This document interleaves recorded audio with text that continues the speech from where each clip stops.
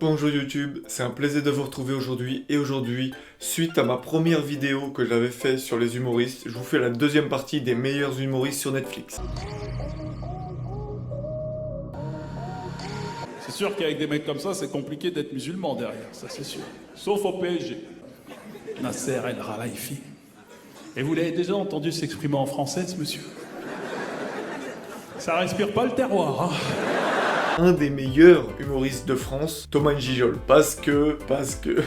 Rien que je repense à ses sketchs, il est tellement drôle, tellement bien amené. Il y a son deuxième spectacle qui est disponible sur Netflix. C'est le meilleur, tout simplement. Il a été accusé de plagiat par Copy Comique. Quand tu réfléchis, quand tu analyses, je prends plus ça pour des références quand il utilise dans ce spectacle, quand ça s'est avéré vrai, parce que tout ce que Copy Comique a dit n'est pas forcément vrai, mais quand il y a des références à d'autres artistes américains, pour moi c'est juste une référence. Comme dans un film, tu vas voir une scène, ça va ressembler à quelque chose, on est capable de dire oh il a fait un clin d'œil, il a fait une référence à ce film. Là c'est pareil, parce que là c'est pas tout un sketch qui pompe, il prend juste une vanne, une chute, référence, il a modifié quand même un peu, il a réécrit, il rebondit dessus comme, voilà, un clin d'œil, comme un film. Je comprends pas pourquoi il y a eu un scandale entre guillemets sur Thomas N'Gijol. J'adore son spectacle, ses spectacles, il en a deux. Foncez si vous avez peur, si vous avez jamais vu, si vous pensez que ça va pas être drôle, pas possible. Thomas N'Gijol il est trop bon, mais je pense que tout le monde le connaît, donc je le présente un peu dans le vide, mais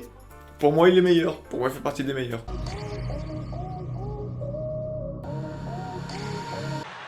It's gotta be a penis. I don't know what else it could be. My dad got mad. There ain't no penis, that's a long dick. Hey, Dad, don't say that. All right, all right, all right. You gonna learn today. Ensuite, en deuxième, Kevin Hart. Alors, Kevin Hart, c'est un génie ce mec. Ses premiers spectacles, c'est les meilleurs. Pour l'anecdote, comme j'ai dit, je suis arrivé à Londres il y a 2 ans et j'ai commencé dans des auberges de jeunesse pendant 1 mois et demi. Pour me familiariser avec la langue, je regardais des spectacles Netflix anglais, sous-titrés français. Et je me suis dit, vas-y, c'est un peu dur et tout, en même temps tu vas rigoler. Regarde des spectacles. Bon, quand tu regardes Kevin Hart dans lit hyperposé, ou si à peine tu bouges, tout le lit vibre. Et là, je regarde Kevin Hart. Hey, son, let me hear you spell long dick. No, Dad, I can't. It's against the rules. L-O, dick. No, Dad. All right, all right, all right. Et je me tape des fous rires. Oh mon dieu. J'ai dû réveiller 1 ou 2 fois des mecs au-dessus parce que bordel, il m'a fait péter de rire. J'étais obligé de sortir de ma chambre pour éclater mon fou rire. Je riais dans mon oreiller, je faisais tout pour rire. Oh là là. Et genre tu fais pause. Tu dis, c'est passé, tu rappuies et 2 secondes plus tard, il te relance une punchline. J'ai dit que Dave Chappelle, c'était le meilleur pour moi parce que Dave Chappelle a un côté beaucoup plus... Il te fait rire, il est aussi drôle, mais il te fait passer un plus fort message, je trouve. Alors que Kevin Hart, c'est vraiment plus dans le délire, dans un peu plus le ridicule, et il n'y a pas de vrai grand message en général. Il y en a, mais pas autant que Dave Chappelle. Kevin Hart, la base même de l'humour américain, et vous le connaissez tous, soit dans des films, mais peu de gens regardent ces spectacles parce qu'ils sont pas traduits, mais regardez les sous-titrés et vous allez vraiment vous taper des barres. T'imagines une course à la piscine d'Homme-Tron? Ils sont là, les mecs, ils les tiennent comme ça, chacun à sa bûche, tu vois, ils sont là, hein.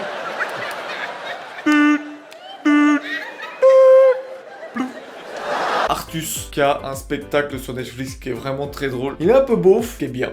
Je suis désolé, mais c'est bien, c'est un très bon humour. Mais vraiment, il est vraiment très drôle. Il a l'autodérision envers lui-même. Et il n'hésite pas à tacler, à tailler tout le monde, que ce soit femme, gay, toute communauté, les Renois, les Blancs, tout ce que vous voulez. Il se moque de lui-même. C'est drôle, tout simplement. C'est drôle. Un rugbyman, il te dit, putain, yo, hier j'étais chez Alain, je me suis endormi sur le canapé complètement bourré, je me suis réveillé, il m'avait chié sur le torse, quoi.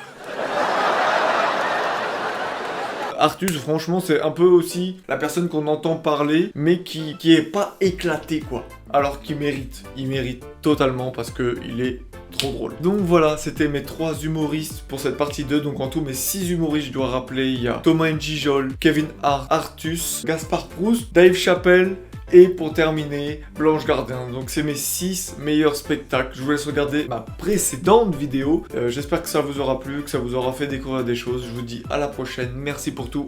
N'oubliez de pas vous abonner.